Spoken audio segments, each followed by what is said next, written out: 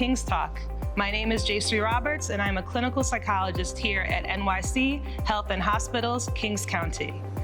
And today we're going to be talking about boundaries, what they are, what they're not, and more importantly, how we set and maintain healthy boundaries for 2024. The Oxford Dictionary defines boundaries as the real or imagined line that marks the edges or limits of something. And we know that as people, we have limits. We have limits to how much time we can give, how much energy we can spend, what we can and cannot commit to.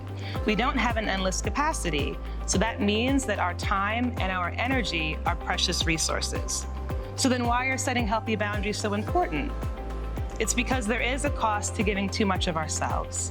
Many of us can relate to the feeling of being burnt out, tired, or stressed after overextending ourselves yet again. Many of us may find ourselves in that space quite a bit. There's a great quote that goes, "Walls keep people out. Boundaries teach people where the door is." Another great quote that I love says, "Boundaries is the distance at which I can love you and me at the same time." Boundaries protect us. While a lack of boundaries invites a lack of respect, healthy boundaries are about communicating the ways that we want to be treated in our relationships. Now, the beautiful thing about boundaries is that they are not about controlling other people. Boundaries are about communicating how we would like to be treated by others. We can't control other people. So boundaries are not like rules, because rules can be broken, and we can't control people, no matter how hard we might try. Boundaries are about letting people know what is and is not acceptable in our relationships. Boundaries look different in different relationships and in different situations. Our boundaries are influenced by our culture, our family, and our past experiences. Many of us may have learned over time that setting boundaries is mean or selfish, when in reality, setting boundaries is incredibly important in maintaining trust, safety, and respect in our relationships.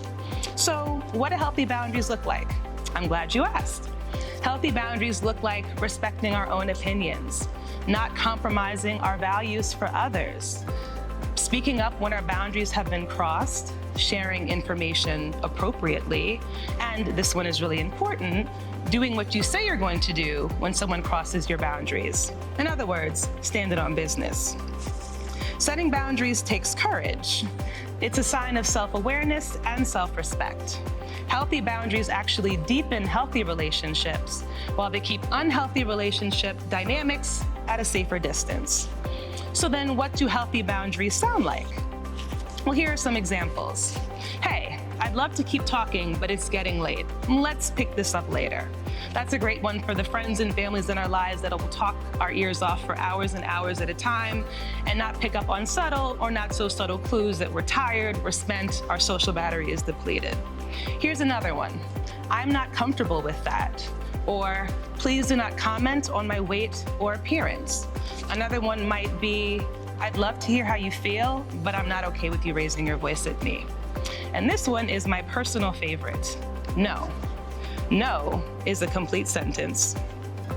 Communicating our boundaries may involve letting people know what we will do when our boundaries are crossed. Remember, we are only responsible for our own actions and our own reactions. So we may decide to remind people about our boundaries, and sometimes that's enough. At other times, people may push and test our boundaries over and over again.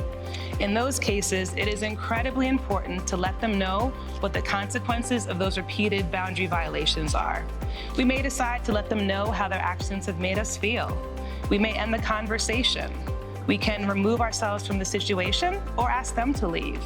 We may decide to spend less time with or around them, and ultimately, we may even decide to end the relationship altogether. So, what are some steps to setting healthy boundaries? Step 1, identify those boundaries. Get in touch with where your boundaries are and perhaps where they should be. A great indicator that your boundaries are being crossed when you're in tune with yourself is knowing when things make you feel uncomfortable, overwhelmed, taken advantage of, or resentful. So we want to identify what our boundaries are. And step 2 is communicating those boundaries. Once we know where they are, we've got to communicate them. We want to be clear, we want to be confident, we want to be respectful. Step 3, deciding what we are going to do when our boundaries are crossed. And step 4 is sticking with it, being consistent, being persistent with it. Setting boundaries takes work and persistence. Give yourself grace as you're working on different ways of being in relationship. Setting boundaries is difficult because it often involves saying no when people really want you to say yes. And then we worry about people being disappointed or let down by us. So don't forget that setting boundaries is about maintaining ourselves so that we can show up fully for the people around us. I'll leave you with this.